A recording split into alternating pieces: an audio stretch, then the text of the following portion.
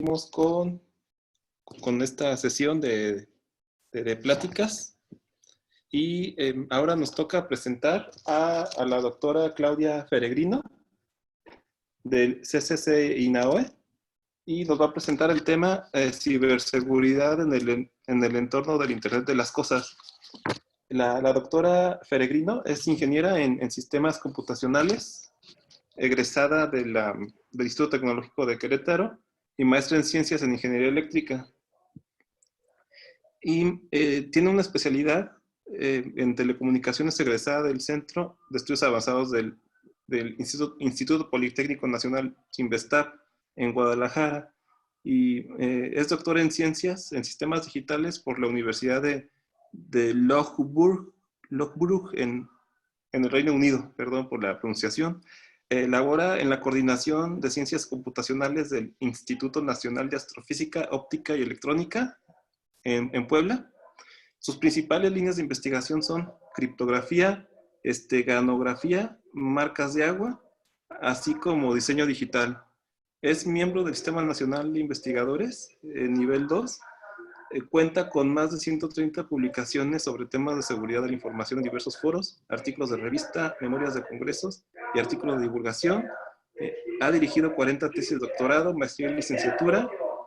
Tiene tres patentes otorgadas en temas de marcas de agua y ha sido también editora de revistas internacionales y ha sido responsable técnica de 9 proyectos de investigación y desarrollo tecnológico para la Secretaría de Marina, CONACYT y fondos de innovación. Bueno, recibimos con mucho gusto a la doctora y le recuerdo a la doctora que tenemos 30 minutos para la exposición. Le voy a avisar, la voy a interrumpir 10 minutos antes de que termine su tiempo para ayudarla a gestionar su tiempo y una segunda interrupción a los 5 minutos antes de que termine su tiempo. Sin otra cosa que agregar, pues bienvenida y muchas gracias, doctora, por su participación de antemano. Le cedo el micrófono. Muchas gracias. Gracias a ustedes por la invitación. Es un placer estar con ustedes y el día de hoy les voy a hablar de ciberseguridad en el Internet de las Cosas. El contenido de la presentación es el siguiente. Primero les daré una breve introducción, algunas estadísticas, veremos cuál es el estatus que tenemos sobre ciberseguridad de Internet de las Cosas a nivel mundial y a nivel nacional. Un poco sobre lo que es, bueno, ya lo que es la ciberseguridad en el ambiente del Internet de las Cosas y finalmente terminaré comentando qué es lo que hacemos de ciberseguridad en el INAOE. Bueno, nos habremos dado cuenta que hay una escalada de ataques a nivel mundial dirigidos al sector financiero, a gobiernos, a infraestructuras críticas en todo el mundo. Y esto lo vemos en las noticias muy a menudo y bueno, esto se debe principalmente a cuestiones de falta de inversión en herramientas, en dispositivos que nos ayuden a protegernos, también en falta de educación con respecto a la ciberseguridad. Entonces, vamos a ver que continuamente vemos en las noticias pues ataques cibernéticos y también podemos ver herramientas que están mostrándonos en tiempo real. Esta es una de Kaspersky, que es el CyberMap, que nos muestra los ataques en tiempo real. Y hay otra de Checkpoint Software Technologies que también nos está mostrando, y en cada una de estas herramientas vemos que nos dicen qué tipos de ataques hay. Aquí los vemos divididos por colores. El rojo es el malware, phishing es el morado, y tenemos otro, ¿no? Entonces, podemos ver esto por ataques, lo podemos ver por país, lo podemos ver en un espacio de tiempo. Por ejemplo, esta captura de pantalla la hice en mayo. En ese día había habido 86, casi 87 millones de ataques, como lo podemos ver aquí. Entonces, bueno, y también tenemos, aparte de esas herramientas, podemos ver en las noticias lo que les decía, que hay, por ejemplo, una nueva aplicación del Internet de las Cosas, que es una cafetera que ya está conectada, ¿no? Que se puede conectar a la red. ¿Y en qué consiste esto? Puede un usuario comprar una máquina, descargar una aplicación gratuita, esta máquina es una cafetera, y entonces al descargar la aplicación gratuita, el usuario pues lo que hace es acceder a información sobre la cafetera, información sobre el café que puede consumir, información sobre en dónde se está cultivando ese café, las características, puede incluso socializar, hablar con gente que está conectada a la misma red o a la nube del café, le podemos llamar, incluso hacer pedido directamente a los agricultores y que después algunos socios comerciales se encargan del embalaje y la distribución. Pero esa nube del café ya registra el consumo de cada usuario, gestiona la información, hace la facturación y los pagos se hacen a quien corresponda. Eso por un lado, bueno, como usuarios nos da mucho gusto y estamos sorprendidos, y si nos gusta el café estamos felices también. Pero por otro lado, bueno, esta fue una noticia del 2018. Al siguiente año vemos una noticia como esta, en donde, ¿qué pasa? Los hackers pueden robar tu identidad y detalles bancarios desde una cafetera. Entonces, todo nuestro gusto ahí se fue, ¿no? O sea, ¿qué está pasando? Entonces, lo que está pasando es que a medida que damos un paso para la innovación en dispositivos, tenemos descuidos que hacen que también los hackers den otro paso hacia descubrir cuáles son las vulnerabilidades en los dispositivos y entonces tratar de entrar y tratar de romper toda la seguridad que podamos tener ahí, ¿no? Que es poca. Cada que hay dispositivos nuevos, estos son casi siempre son vulnerables. Y es sorprendente que de todo tipo tenemos monitores de bebé, hay vehículos, hay edificios inteligentes que tienen muchos sensores, que tienen muchos equipos que son inteligentes, pero no es tan fácil protegerse actualmente. ¿Qué es lo que está pasando? Lo preocupante es que no nada más tenemos en nuestras casas cafeteras, ¿no? Inteligentes, tenemos muchos dispositivos que son inteligentes y que no están diseñados desde un inicio para incorporar la seguridad. Entonces, ¿qué es la seguridad o qué es la ciberseguridad? Bueno, hay muchas definiciones por ahí en la literatura y una de las más cortas y más amplias que vi para mostrarles hoy es la protección de activos de información a través del tratamiento de amenazas que ponen en riesgo la información que es procesada, almacenada y transportada por los sistemas de información que se encuentran interconectados. Entonces, si eso es seguridad, entonces, ¿qué es un crimen? Bueno, un cibercrimen es, por ejemplo, tirar los sitios web, robar datos, cometer fraudes a través de plataformas digitales. Entonces, prevenir que el cibercrimen ocurra, en primer lugar, o minimizar su impacto cuando ya ocurre, entonces eso es la ciberseguridad, ¿sí? Tratar de recuperarnos, primero prevenirnos o después recuperar. Ahora, lo preocupante de todo es que el cibercrimen no se va a terminar. El cibercrimen solo va a incrementarse.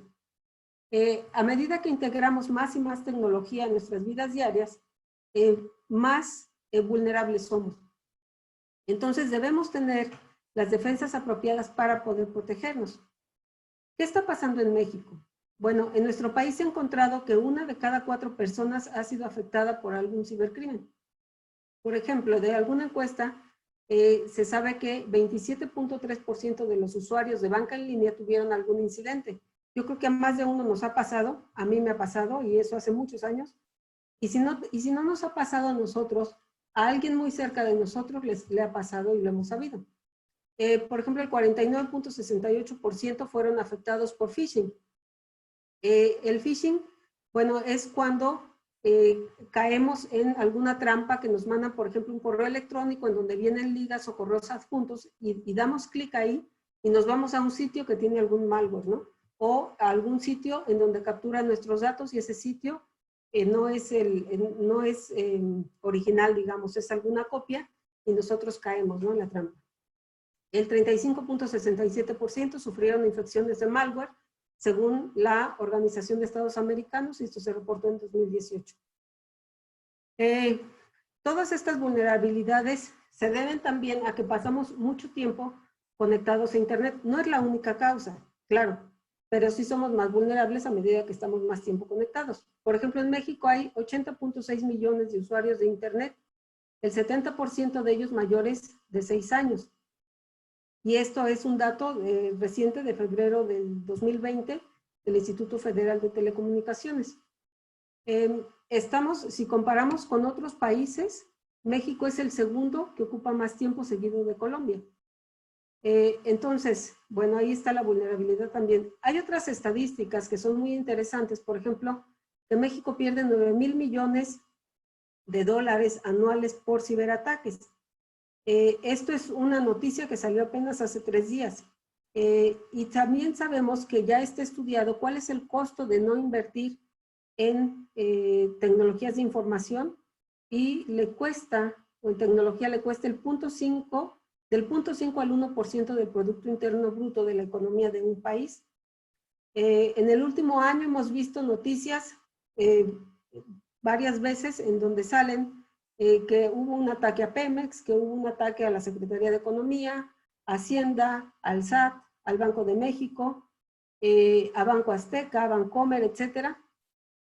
Y todo esto nos debe alertar como usuarios, ¿no? Vemos que pasa a los demás, y yo qué hago para prevenir, para que no me pase a mí, ¿no? De enero a junio, por ejemplo, de este año, se tiene que hubo 3,100 millones de intentos de ciberataques. Y ahora tenemos aún un problema mayor, que se dejaron de invertir más de 3,500 millones de pesos en tecnologías de información, y dentro de este rubro, de este dinero, pues va todo lo que es de servicios de seguridad. Bueno, esos son temas de política. Vamos a ver lo que nos atañe. ¿Cuál es la naturaleza de estas amenazas? Bueno, hay denegación de servicios, denegación de servicio en donde pues los atacantes o usuarios maliciosos cargan de peticiones a un servidor hasta que se cae, ¿no? Y entonces ya no puede dar el servicio. Hay robo de información, hay blackmail, hay extorsión, hay manipulaciones, y se sabe que el 30% de las empresas no establecen ningún equipo o programa de ciberseguridad. Eso también es una señal de alerta. Hay, por ejemplo, otras estadísticas en donde nos dicen el 73%, el 93% de los casos, a los hackers les toma solo algunas horas o minutos para hacer un ataque, mientras que a una empresa pueden pasar semanas o meses para que se dé cuenta que fue atacada, y después algún tiempo más para poder recuperarse de esos ataques. Se sabe que el 95% de las veces la motivación que se tiene para esos ataques es por cuestiones de dinero. También se sabe que el 30% de las personas abren los correos de phishing, y el 12% da clic a las ligas o a los archivos que van adjuntos. Entonces, bueno, pues estos son números que deberían ponernos en alerta, ¿no? Ahora, ¿cuál es el enlace más débil? En la mayoría de los ataques se sabe que el enlace más débil somos nosotros mismos, es la ingeniería social. Ya vimos cuántos de nosotros damos clic en ligas de correos de extraños, o cuántos abrimos correos de extraños. Entonces, hay que hacer una gran cantidad de trabajo en concientizar a la gente, en darle a conocer cuáles son las amenazas, cuáles son los peligros de hacer esto. Y el phishing, pues, es una amenaza creciente, desafortunadamente.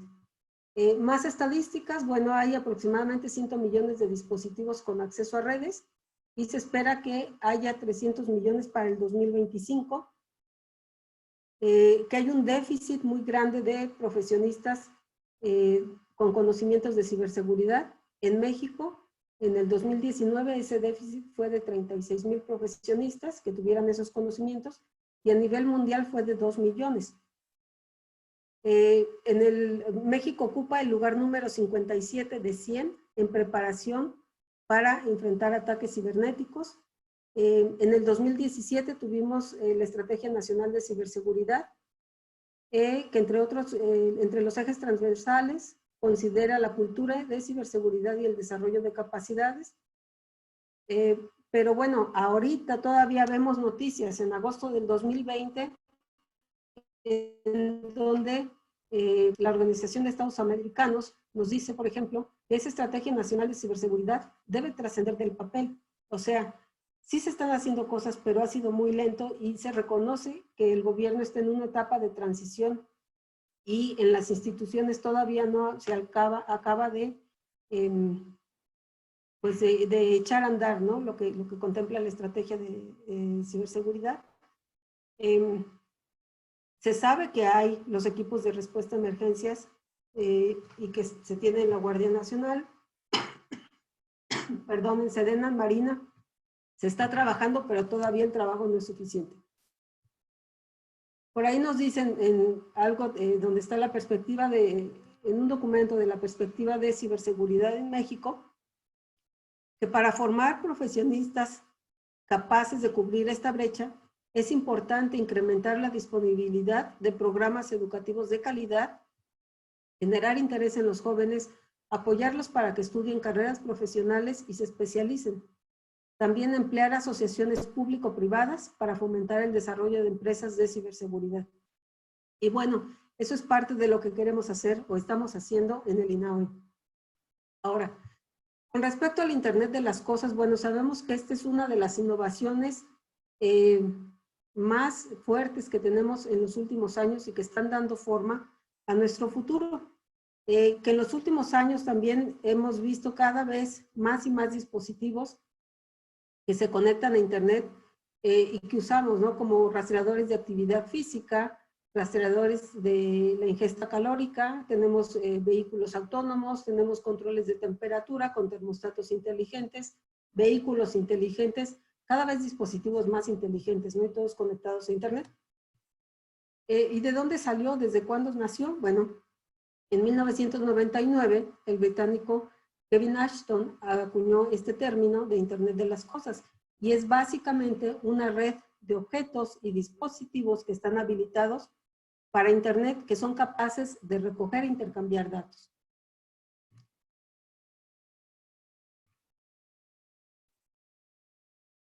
Tenemos en estos dispositivos desde cámaras IP, elevadores inteligentes, hasta dispositivos médicos y controladores industriales. No nada más son los wearables o los dispositivos que tenemos en casa, sino también cómo funciona todo afuera ahora, ¿no? Aunque sabemos que en México no ha adoptado completamente el mismo número de dispositivos que hay en otros países, pero hacia allá vamos también. Entonces, estos dispositivos muchas veces están conectados también a redes corporativas sin que lo conozca la gente. Y aquí hay brechas de seguridad que incrementan el riesgo de un ciberataque exitoso, en donde los dispositivos críticos pueden ser apagados, dañados, manipulados o usados para infectar otros sistemas en la red. Aquí el problema no es nada más que un dispositivo se pueda conectar a la red sin que el propietario de la red lo sepa. Pueden causar daño en esa red y en otros dispositivos o en otros lugares, ¿no? No nada más es un ataque, o sea, no es en un solo sentido, no es que alguien se conecte y me haga daño a mí en mi dispositivo, es alguien a través de mi dispositivo puede hacer daño a una variedad de otros dispositivos o a una empresa completa, a una industria completa. O a infraestructuras críticas, por ejemplo, que es lo que... Ahora, ¿cómo ha sucedido todo esto? Bueno, el costo de los sensores, el costo del ancho de banda y el costo de procesamiento en los últimos años ha disminuido muchísimo, 20, 40, 60%. Pero hasta hace 4 años, por ejemplo, sabíamos que solo el 99%, no, que solo el 1% de las cosas o de los dispositivos estaban conectados a Internet. El 99% quedaban aún sin conectar. ¿Y cuánto es ese 99%? Bueno, si pensamos en que se espera que para el 2035 haya 1 billón de dispositivos conectados, pues imagínense, vamos a hacer números, ¿no? Desde hace una década el número de dispositivos conectados sobrepasa a la población humana en número y ese crecimiento no se detiene. Y hay muchas estadísticas sorprendentes que nos dicen cómo será el futuro del Internet de las cosas. Ahora, el número, bueno, un dato muy importante aquí es la llegada de las redes 5G. ¿Qué va a pasar con esto, no? Va a haber una explosión del número de dispositivos conectados a Internet. Se desatará un verdadero ecosistema. Los dispositivos IoT y sus conexiones a redes y nubes son el enlace más débil en seguridad. Entonces, los propios dispositivos más sus conexiones. Y aquí se requiere un enfoque más amplio sobre la seguridad del Internet de las cosas para proteger las redes que son cada vez mayores y que se usan más en la industria y en comercio. Hay muchas estadísticas, me voy a brincar por aquí, cuáles son las amenazas, ¿no?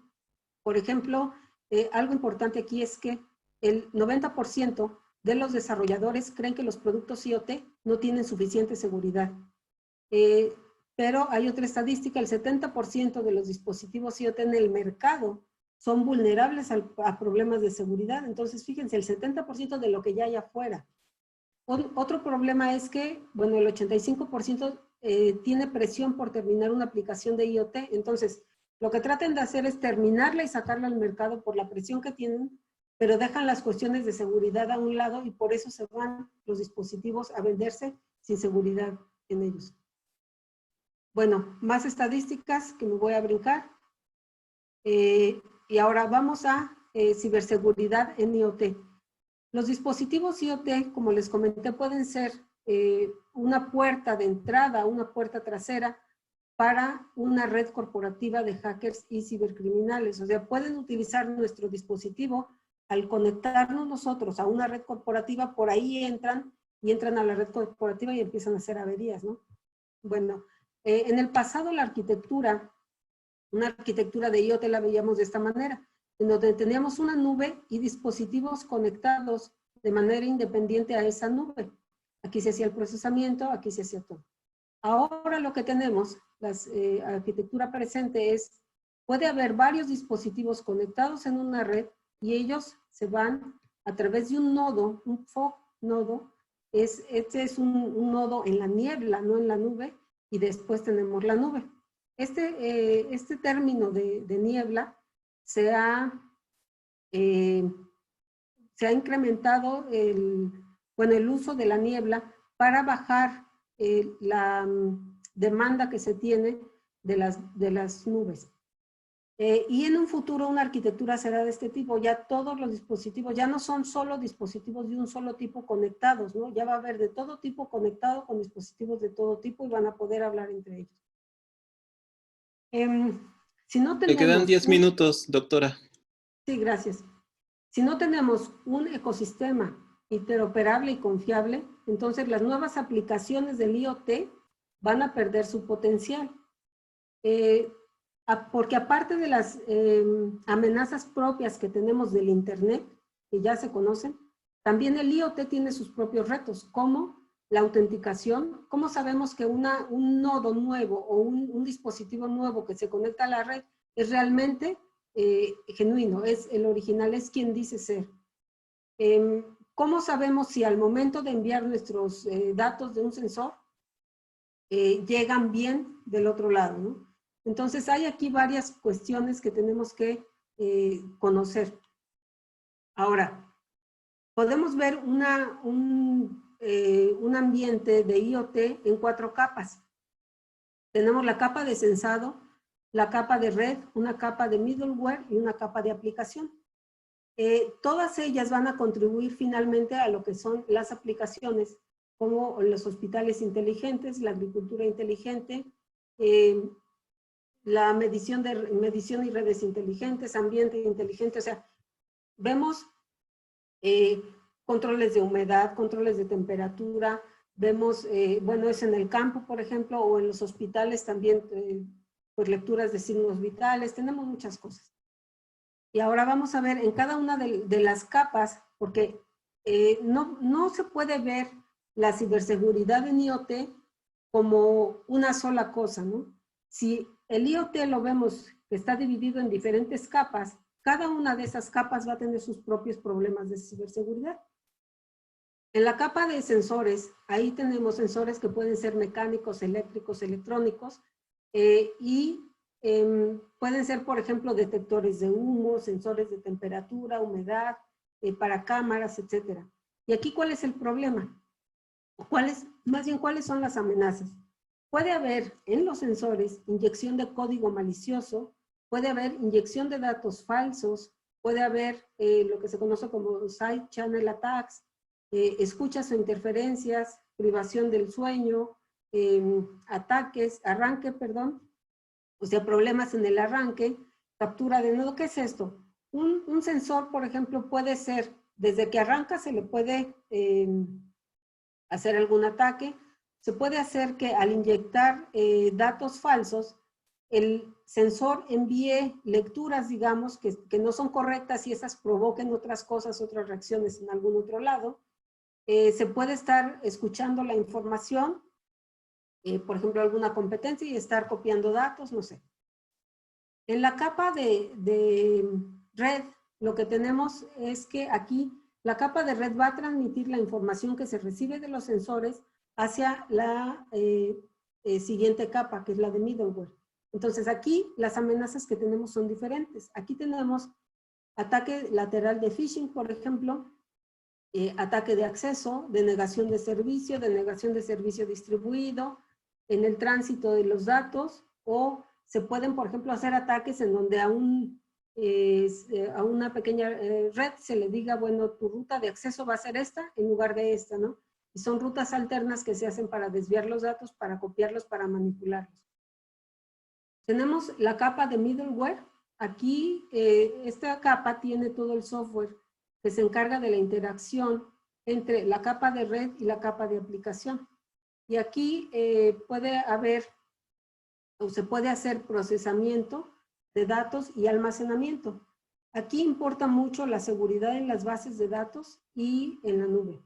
Las amenazas que podemos tener son del hombre en medio, inyección de SQL, que es inyección de código ahí, envoltura de firma, inyección de malware en la nube, inundación en la nube. Esto es como ataques de denegación de servicio y que afecta a la calidad de servicio.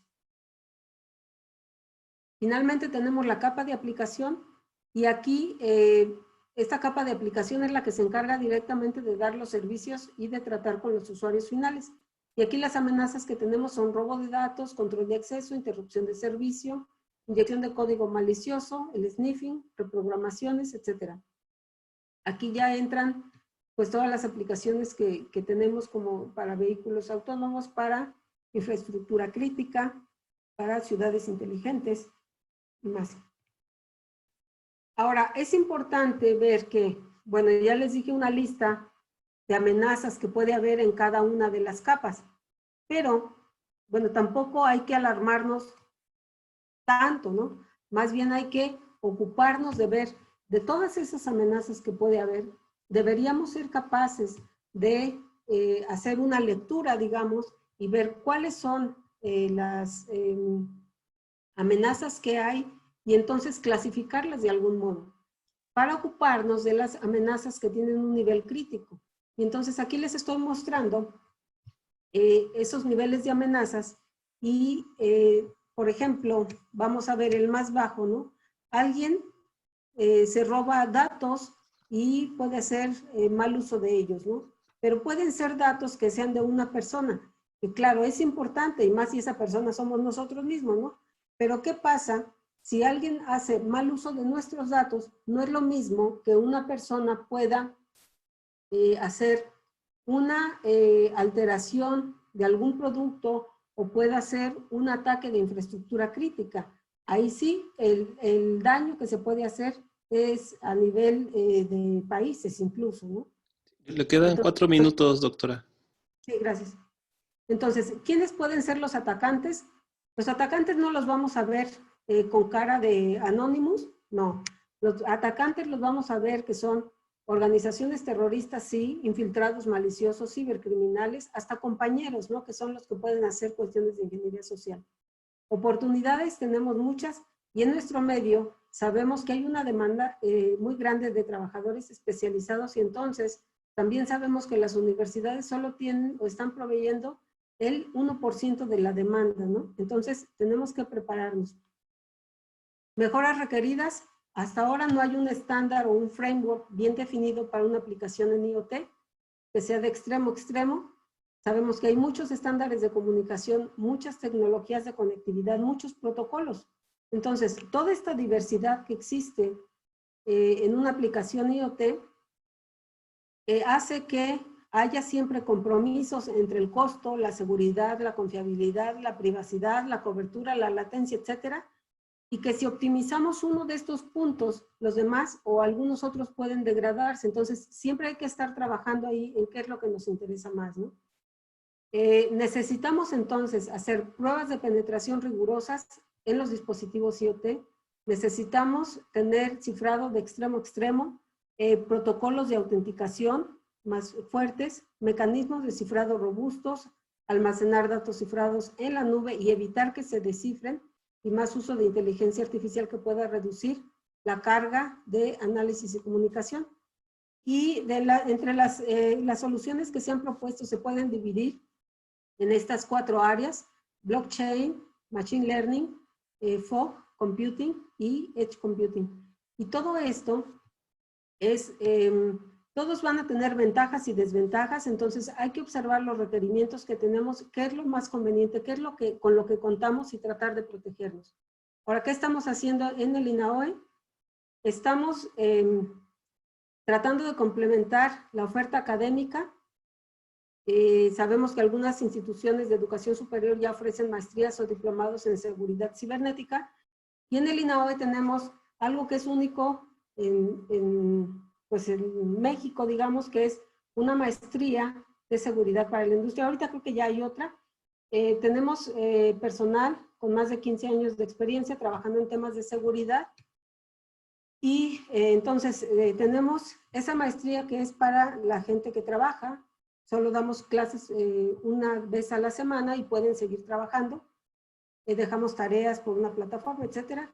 Tenemos en la maestría de ciencias computacionales el área de seguridad, que nos la acaban de aprobar y se acaba de abrir para hacer investigación de tiempo completo. Tenemos un laboratorio de ciberseguridad que nos sirve de apoyo para hacer investigación, desarrollo tecnológico y apoyo en los cursos para hacer prácticas. Tenemos investigación en diversas áreas. Y bueno, como conclusión, algo que les quiero compartir es esto que me gusta de un reporte del 2016, que dice: la ciberseguridad no es opcional. Debe formar parte del diseño de cada producto, de cada base de datos, de cada comunicación electrónica. Y a través de la educación, la conciencia y el cambio proactivo, todos podemos desempeñar un papel en asegurar nuestro futuro. Muchas gracias. Muchas gracias, doctora Claudia. Muy interesante su tema. Ahora pasamos a la sesión de preguntas y respuestas, donde parece que no hay todavía preguntas. Entonces, a ver, esperamos a ver si hay alguien que quiera hacer alguna pregunta por ahí.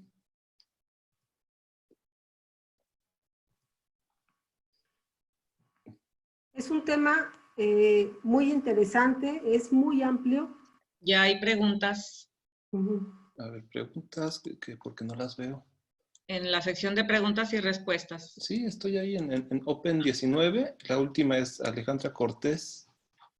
José Luis Hernández pregunta: ¿cuántas organizaciones terroristas se han detectado en México? Gracias, doctora.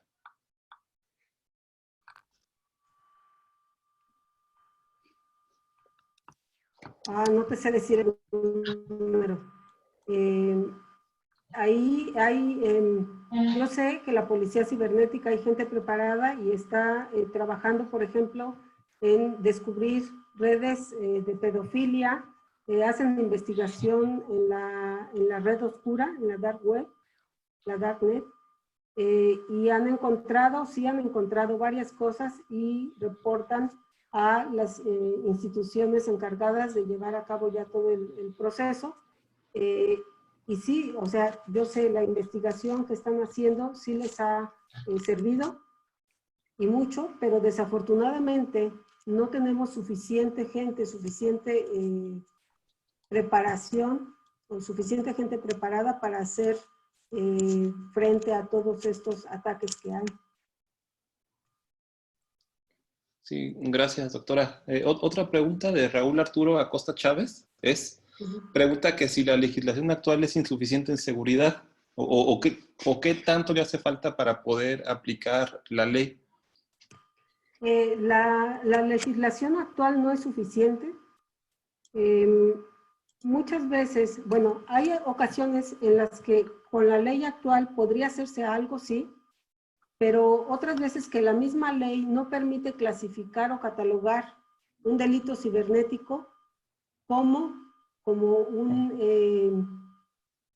un ataque, o un ataque cibernético no lo permite clasificar como un delito, y entonces la ley no puede entrar y aplicarse, ¿no? Entonces, falta trabajo por realizar ahí.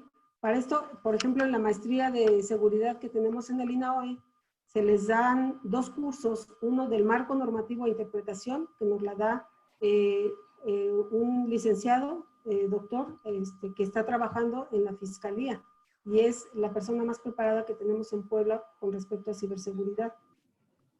Y bueno, él nos ha mencionado todos los huecos que tenemos por ahí en la parte de las leyes. Ahorita, claro, han de haber visto en las noticias que se está trabajando para retomar esa estrategia de ciberseguridad, sí, para echar a andar muchas cosas, pero parte de es tratar de enriquecer la legislación para que nos permita después aplicar la ley y poder castigar a los atacantes, ¿no? Sí, gracias, doctora. Bueno, una pregunta más de José Navarro. Pregunta, ¿qué tan vulnerables fuimos con el software Pegasus que estuvo en las manos del gobierno mexicano? Mucho. Yo creo que se refiere a la población en general. Sí. Sí, fuimos muy vulnerables, pero claro, siendo una población muy grande, necesitábamos que por algo nos estuvieran siguiendo, ¿no? O que nos estuvieran espiando.